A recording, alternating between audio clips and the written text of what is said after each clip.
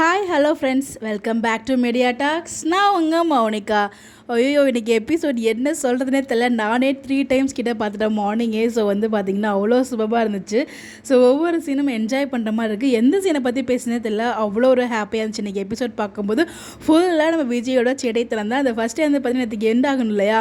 So உப்மாவுக்கு வெண்டைக்காய் cut பண்ணிகிட்ருக்காரு நம்ம தலை.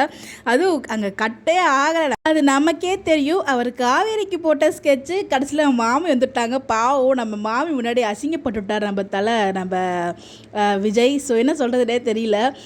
ஆனால் மாமி அண்ட் விஜயோட காம்பினேஷன் கூட ரொம்ப நல்லாயிருக்கு.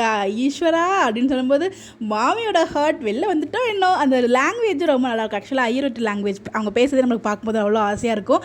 அவங்களோட அதுவும் விஜய் அண்ட் மாமி 2 பேருமே அந்த லாங்குவேஜில் பேசும்போது அது இன்னும் வந்து ரொம்ப எக்ஸ்ட்ரா எனக்கு ரொம்ப பிடிச்சிருச்சு பர்சனலாக அந்த ஒரு கான்வர்சேஷன். நானே உனக்கு சமைச்சு கொண்டாந்து கொடுத்தாரு. இதில் வர ஆம்புலன்ஸை கூப்பிடுங்க, ரத்தம் வருது, என்னென்ன பில்டப் போட்டுருந்தார் தெரியுமா நம்ம விஜய். ஐயோ, அவரோட சேட்டத்தனத்துக்கு அளவே இல்லாமல் போயிட்டுருக்கு. ஸோ நல்லா இருக்குது பார்க்குறதுக்கும். விஜய் கத்துனா கீழ் மாமி வந்துட்டாங்க, கீழ் வீட்டில் பக்கத்தில் இருக்கவங்களும் வந்துட்டாங்க. ஆனால் அவங்க வீட்டுக்கு பக்கத்தில் இருக்க நம்ம காவேரி ஃபேமிலி வரல. ஆனால் இங்கே விஜய் கத்தும் போதெல்லாம் காவேரி வந்து பயந்து அவங்கள மீறியுமே அவங்க அம்மாவை மீறியுமே போய் பார்க்குறதுக்காக வந்தாங்க. பட் அவங்க அம்மா வந்து தடுத்துட்டாங்க. ஸோ அதுதான் வந்து விஜய் மேலே இருக்க பாசம் காதலனால நம்ம சொல்லலாம். விஜய் கத்துனா அந்த தவிப்பை பார்க்க முடியாமல் கேட்க முடியாமல் வந்து அவங்கள மீறி வந்து வெளில வருவாங்க. பட் அவங்க அம்மா வந்து விட மாட்டாங்க. ஸோ யாருமே விட மாட்டாங்க. நானே போகிறேன்னு சொல்லும்போது ஐயோ அவங்க போனால் பிரச்சனை ஆகிடுமே நினச்சிட்டு வந்து நல்ல வேலை மாமி உள்ள என்ட்ரி ஆகி பிளானே வந்து மாற்றிட்டாங்க. சீனையே மாற்றிட்டாங்கன்னு தான் சொல்லும். எனக்கு கொசு கடிக்கிறது கூட தெரியாது, அந்த அளவுக்கு என் பொன்னாடி என்னை வளர்த்துருக்கா அப்படிங்கிற மாதிரி சொல்லும்போதுலாம் வந்து இது வந்து காவேரி கிட்ட சொல்லும்போது வந்து பார்த்திங்கன்னா காவேரியுமே வந்து பார்த்திங்கன்னா ஃபஸ்ட்டு ஃபீல் பண்ணுவாங்க. அதுக்கப்புறம் ஐயோ கை அறுத்துக்கிட்டார் அப்படின்னு நினச்சிட்டு அதுக்கப்புறம் சொன்னப்பறம் ஒரு மாதிரி அவங்க ரியாக்ஷன்லேயே சமயம் வந்து அப்படியே அந்த சீனை அப்படியே ஃபீல் பண்ணிடுறாங்க. அவங்க ரியாக்ஷன் அவ்வளோ சூப்பராக இருக்குது.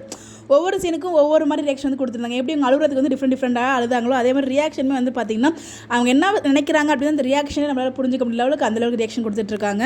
அதுக்கப்புறம் வந்து பார்த்திங்கன்னா நம்ம ப்ரொமோ சீன்ஸ் வந்துருந்துச்சு. ஸோ உங்களுக்கு என்ன தாங்க வேணும், உங்கள் தங்கச்சி தாங்க வேணும். அது இன்டர்நேஷ்னல் மாடலாக நம்ம விஜய். எனக்கே தெரியாமல் அப்பளத்துக்கு எனக்கு ஷூட்டில் எடுக்கிறீங்க, இப்போ நானே வந்திருக்கேன், என்ன நீங்கள் எடுக்க மாட்டேன்னு சொல்கிறீங்களே, என்ன ரிஜெக்ட் பண்ணுறீங்களே அப்படின்னு நம்மளாம் பேசிகிட்டு இருப்பாங்க. அவர் சினிமா ஹீரோ தான் எங்களுக்கே தெரியும். ஆனாலும் இந்த இடத்துல இவங்க ஒத்துக்க மாட்டுறாங்க. கண்டிப்பாக ஒத்துக்கிட்டாங்கன்னா நம்ம திட்டுவாங்க. அதனால் வந்து ஒத்துக்கல போல். இதில் வந்து பார்த்திங்கன்னா நம்ம கோதாவரி கிட்டே பேசிகிட்டு இருப்போம் இல்லையா. கோதாவரி நம்மளும் கோதாவரினே சொல்லலாம். கோதாவரி விஜய் கான்வர்சேஷன் ரொம்பவே நல்லா இருந்துச்சு. ஸோ எனக்கு உங்கள் தங்கச்சி தாங்க வேணும், எப்போங்க அனுப்பி வைப்பீங்க. சரிங்க, நான் கான்ட்ராக்ட் போட்டு தாங்க மேரேஜ் பண்ணேன். நான் கான்ட்ராக்ட் பாதி இருக்கும்போது எனக்கு அவன் மேலே லவ் வந்துடுச்சுங்க. எனக்கு உங்கள் தங்கச்சி வேணுங்க, எப்போங்க எங்க கூட அனுப்பி வைப்பீங்க. நான் வேணால் திருப்பி முதலேருந்து வந்து உங்கள் வீட்டில் பொண்ணு கேட்டு கல்யாணம் பண்ணி கேட்டோமா அப்படின்னு சொல்லும்போது அதுக்கு நீங்கள் மட்டும் முடிவு எடுக்கக்கூடாது, நானும் முடிவு எடுக்கணும். அப்போ உனக்கு ஆசை இல்லையா அப்படின்னு பொய் கோழி அப்படின்னு சொல்லுவார். ரொம்ப ஃபன்னாக இருந்துச்சு அந்த சீன். அவள் அப்படி தாங்க ஏதாச்சும் பேசிகிட்டு இருப்பா. நீங்கள் வீட்டில் மூத்தவங்களாம் நீங்கள் தான் வந்து எங்களோட ஃபீலிங்ஸை புரிஞ்சுட்டு நீங்கள் வந்து எங்களை சேர்த்து வைக்கணும், ப்ளீஸ் அண்டர்ஸ்டாண்ட் மை ஃபீலிங் அப்படின்னு சொல்லியிருப்பார். ரொம்ப நல்லா இருந்துச்சு. ஸோ இப்போ வீட்டில் சுச்சுவேஷன் சரியில்லைங்க, இப்போ வீட்டில் எதுவுமே பேச முடியாதுங்க அப்படின்னு சொல்லி கோதாவரி சொல்கிறாங்க. இப்போ நான் செய்கிறதுக்காக இல்லாத கோமாளித்தனெலாம் பண்ணிகிட்ருக்குங்க, என்னோட லவ் இப்படி தாங்க எக்ஸ்ப்ரெஸ் பண்ண முடியும் அப்படின்ற மாதிரி சொல்லுவாங்க.